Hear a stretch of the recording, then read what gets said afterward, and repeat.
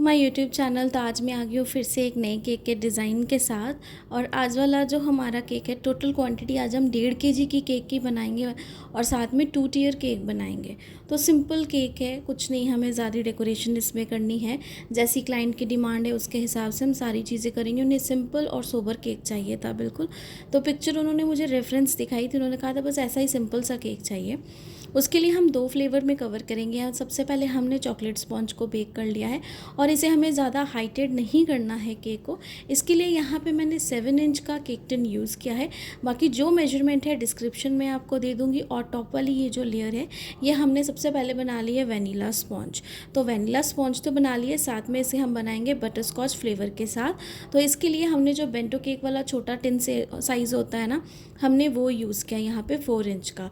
तो बाकी जो भी जैसे मैंने कहा मेजरमेंट जो है आपको डिस्क्रिप्शन में दे दूँगी, आप वहाँ से चेकआउट कर लीजिएगा। बाकी केक को जैसे हम ठंडा करते हैं, डीमोल्ड करते हैं, उस तरीके से ही हम केक को ठंडा करके डीमोल्ड कर लेंगे। और यहाँ पर जो भी चॉकलेट स्पॉन्ज पे डेकोरेशन होती है, गनाश की फीलिंग हो, चाहे सिंपल क्रीम के साथ फीलिंग हो, जैसी क्लाइंट कहते हैं मैं वैसा ही करती हूँ। कुछ भी चीज़ें मेरे हिसाब से नहीं होती है, सारी उनके डिमांड्स के ऊपर डिपेंड करती हैं। तो सारे स्पॉन्जेस को अच्छे से कर लेंगे कट। ठंडा होने के बाद ही हमें ये प्रोसेस करना है। गरम गरम ऐसा प्रोसेस मत कीजिएगा, नहीं तो केक जो है वो अच्छे से कट नहीं होगा, स्लाइसेस उसकी कट नहीं होंगी और ब्रेड क्रम्स बहुत ज़्यादा निकलेंगी। तो अच्छे से सारी स्लाइसेस को कट करके हम साइड पे रख देंगे। और जैसे आप सबको पता है कि शुगर सिरप मैं इस्तेमाल नहीं करती हूँ, बहुत रेयर कभी अगर ऐसा हो गया कि मुझे लगा कि स्पॉन्ज थोड़ा सा ज़्यादा हार्ड बेक हो गया है या फिर थोड़ा सा ड्राई हो गया है बाहर रखते हुए, तो ही मैं यूज़ करती हूँ, अदरवाइज़ मैं यूज़ नहीं करती हूँ। बट अगर आप करते हो तो आप कर सकते हो, ऐसी कोई बात नहीं कि अगर मैं नहीं करती हूँ तो आप भी नहीं करोगे। यहाँ पे हमने ये TFT वाला जो है केक बोर्ड ले लिया है और ये बहुत अच्छी क्वालिटी का है। इस पे आप आराम से 2 kg का केक भी बना सकते हो, केक को कुछ नहीं होगा। इसकी क्वालिटी काफ़ी ज़्यादा अच्छी है, तो आप इसे एक बार ट्राई करके ज़रूर देखिएगा। ऐसे मैंने लोकल जो मार्केट वाली शॉप है ना हमारी, मैंने वहीं से इसे परचेज़ किया है। आप ऑनलाइन या फिर आपके जो मार्केट में शॉप है, आप वहीं पर भी इसे यूज़ कर सकते हो लेके प्रोडक्ट को। बाकी क्रीम हमने यहाँ पे लगा दी। कस्टमर की डिमांड थी कि हमें चॉकलेट स्पॉन्ज पे कैरामल सॉस चाहिए, यानी कि कैरामल फ्लेवर चाहिए। तो यहाँ पे मेरे पास एक नया ब्रांड था कैरामल का, जो मैंने फ़र्स्ट टाइम यूज़ किया। ब्रांड खैर काफ़ी पुराना है, लेकिन मैंने फ़र्स्ट टाइम यूज़ किया है। यहाँ पे क्रीम हमें जितनी ज़रूरत है उतनी हम यहाँ पे लगा देंगे क्रीम। और ये देखिए मेरे पास ये चोकोबिला का है कैरामल सॉस, काफ़ी अच्छी क्वालिटी का है ये वाला। जो बॉटल थी ना, ये मुझे 1.5 यानी कि 1.5 kg की हमारी बॉटल थी, जो मुझे ज़्यादा नहीं सिर्फ 200 रुपये का कॉस्ट पड़ा है और काफ़ी अच्छा पड़ा है। और इसकी जो ये कैरामल सॉस है ना, मतलब एकदम थोड़ी सी लिक्विड की तरह इसे यूज़ कर रही हूँ, जो काफ़ी अच्छा रिजल्ट दे रही है। मतलब थोड़ा सा इसे मैं डाल रही हूँ अगर आप देख रहे हो, लेकिन बहुत ही अच्छे से स्प्रेड हो रही है और इसका टेस्ट भी अमेजिंग ही आने वाला है। तो अच्छे से पहले क्रीम जैसे हम लेयर बाय लेयर जो है लगाते जाएंगे और उसके बाद थोड़ी थोड़ी सी करके इस तरीके से हम ये जो कैरामल लिक्विड है हमारे पास या फिर सॉस जिसे हम कहते हैं, इसे हम थोड़ा थोड़ा सा स्प्रेड करेंगे और क्रीम के साथ इसे अच्छे से हम मिक्स कर देंगे। तो ये मुझे काफ़ी अच्छे और होलसेल प्राइस में मिला था 200 का। आप अपनी जगह के हिसाब से देख सकते हो कितना प्राइस आपको मिलेगा। बाकी इसकी जो भी प्रोडक्ट की सारी चीज़ें जो है ना, वो भी मैं आपको डिस्क्रिप्शन में मेंशन कर दूँगी। आप अगर चाहो तो इसे आप ऑनलाइन अगर अवेलेबल होगा तो आप ऑनलाइन भी इसे ले सकते हो। मैं एक बार ऑनलाइन चेक करके ये वाला जो प्रोडक्ट है ना, ये इसकी आपको लिंक दे दूँगी, आप वहाँ से जाके भी इसे ले सकते हो। बाकी केक हमारा थोड़ा सा टूट गया था, बट कोई बात नहीं, इसे हमें फिक्स करना है। और कभी कभी ऐसा हो जाता है कि केक की कोई भी ब्रेड स्लाइस जो होती है वो कट हो जाती है थोड़ी ज़्यादा, जिसकी वजह से वो ब्रेक हो जाती है। तो कोई दिक्कत नहीं है, लेकिन इसे अच्छे से फिक्स करना। और कभी भी ऐसी अगर आपकी कोई भी स्लाइस ब्रेक हो जाए ना, तो उसे हमेशा मिडल पे रखिएगा, कभी भी लास्ट लेयर पे नहीं रखिएगा, कभी भी टॉप लेयर पे मत रखिएगा, उसे हमेशा मिडल पे रखिएगा। इससे केक आपका सिक्योर रहता है और कुछ भी ख़राब नहीं होता है। आप आराम से अगर चाहोगे ना, एक टर्न टेबल से दूसरे वाले बोर्ड पे भी अगर आपको शिफ्ट करना होगा केक, तो आप आराम से पैलेट नाइफ के साथ इसे शिफ्ट कर पाते हो। अगर नीचे टूटी हुई स्लाइस लगा दोगे ना, तो उससे क्या होगा, आप केक को दूसरे बोर्ड पे भी शिफ्ट नहीं कर पाओगे। तो इसलिए भी बहुत सारे रीजंस हो जाते हैं। और टॉप वाले लेयर पे क्या होता था ना, थोड़ा सा डिफरेंस नहीं रह जाता है, मान लो कहीं से क्रीम थोड़ी ज़्यादा लग गई, थोड़ी कम लग गई, तो स्पॉन्ज की वजह से थोड़ा अप डाउन हो जाएगा ऊपर का जो सरफेस है। इसीलिए ऐसे अगर कभी भी स्लाइस टूट जाए तो हमेशा मिडिल वाली स्लाइस पे ही आप लगाइए। तो 1 बाय 1 जो पूरी लेयर्स है उसे हम अच्छे से लगा देंगे चॉकलेट स्पॉन्ज पे। तो सारी कस्टमर्स के टेस्ट के हिसाब से होता है। और यहाँ पे क्लाइंट ने मुझे जो 2 टेस्ट बोले थे ना, ये एक उनके हस्बैंड का फेवरेट था और एक उनके बेटे का फेवरेट था। तो जो हस्बैंड का फेवरेट था वो बटर स्कॉच था, और जो बच्चे का फेवरेट था वो चॉकलेट था।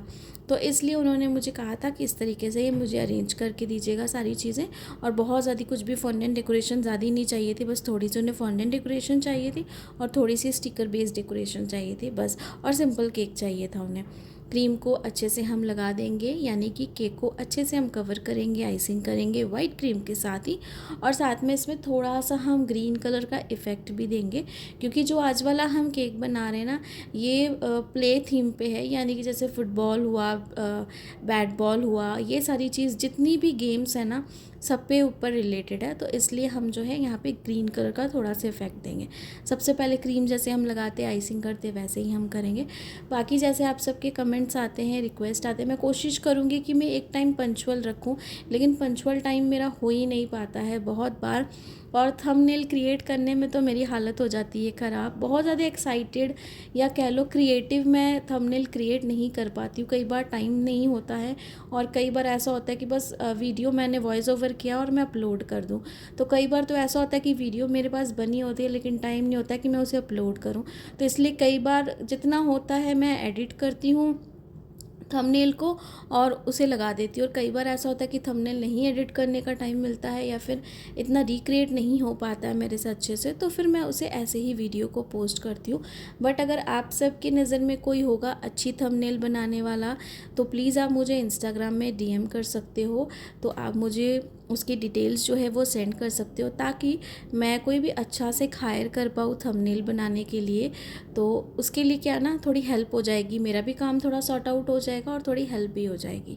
तो अगर ऐसा कुछ होगा तो प्लीज़ आप मुझे इन्फॉर्मेशन दीजिएगा। मेरी जो भी इंस्टाग्राम के लिंक है वो मेरी जो पेज है, यानी कि यूट्यूब का जो मेरा पेज है, उसमें लिंक जो है वो मेंशन है। आप वहाँ से जाके भी डायरेक्ट मुझे मैसेज कर सकते हो। बाकी यहाँ पे पाइपिंग बैग में हमने थोड़ी सी ग्रीन कलर की क्रीम मिला ली। बहुत ज़्यादा डार्क ग्रीन कलर हमने यूज़ नहीं किया है, थोड़ा सा वाइट और थोड़ा सा ग्रीन, इस तरीके का कलर कॉम्बिनेशन हमने रहने दिया है, ताकि बहुत ज़्यादा ग्रीन कलर ना हो जाए। क्योंकि जो क्लाइंट थे ना, उनको मतलब बहुत ही ज़्यादा सिंपल सोबर सा केक चाहिए था। और जो पिक्चर उन्होंने मुझे दिखाई थी ना, उसमें इस तरीके का ही ग्रीन कलर था, एकदम लाइट शेड का।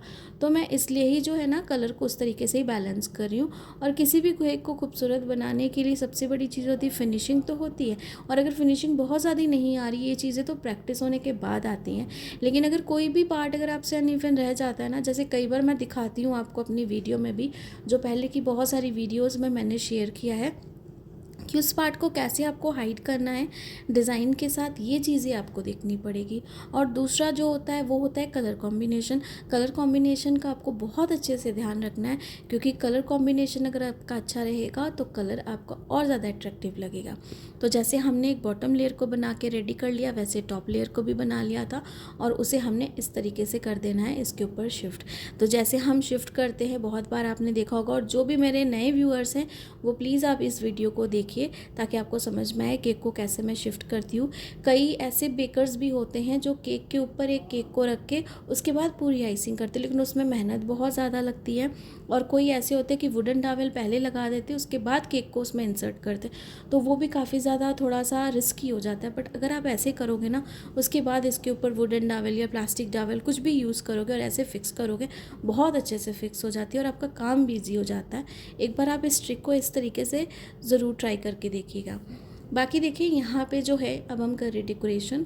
तो एक टी शर्ट हमें क्लाइंट ने कही थी और कहा था कि टी शर्ट के पीछे जो घोष टाइटल है, यानी कि उसके हस्बैंड का जो टाइटल है, वो आप लिख दीजिएगा। तो ये मैंने करवा लिया था प्रिंट आउट, और उसे जो है इस तरीके से मैंने कट करके से लगा दिया। और बाकी जैसे हाँ, कमेंट मुझे ये भी आ रहा था कि मैम स्टिकर से रिलेटेड भी डिटेल्स शेयर कीजिए, काफ़ी हेल्प होगी, मैं जल्दी करूँगी। मुझे बहुत सारी आप सबकी रिक्वेस्ट जो है वो नोटेड है, मैं पूरी जल्दी करूँगी कोशिश कि आप सबके जो डाउट्स और हैं वो क्लियर करने की कोशिश करूँ। बाकी मैं हर वीडियो में कोशिश करती हूँ कि जितने भी बिगनर्स हैं उनके लिए अच्छी अच्छी टिप्स एंड ट्रिक्स जो है वो शेयर करूँ। और जो भी प्रोसेस होता है क्रीम लगाने से और डेकोरेशन पार्ट तक जितना होता है, मैं हर बार वही चीज़ रिपीट करती हूँ, ताकि जो भी फर्स्ट टाइम विज़िट करे ना, उन्हें अच्छे से समझ में भी आए सारी चीज़ें। और हर बार नए केक के साथ नया एक्सपेरिमेंट होता है, नया तरीका होता है केक बनाने का, नई डेकोरेशन होती है, तो हर दिन आपको कुछ ना कुछ सीखने को मिलता है।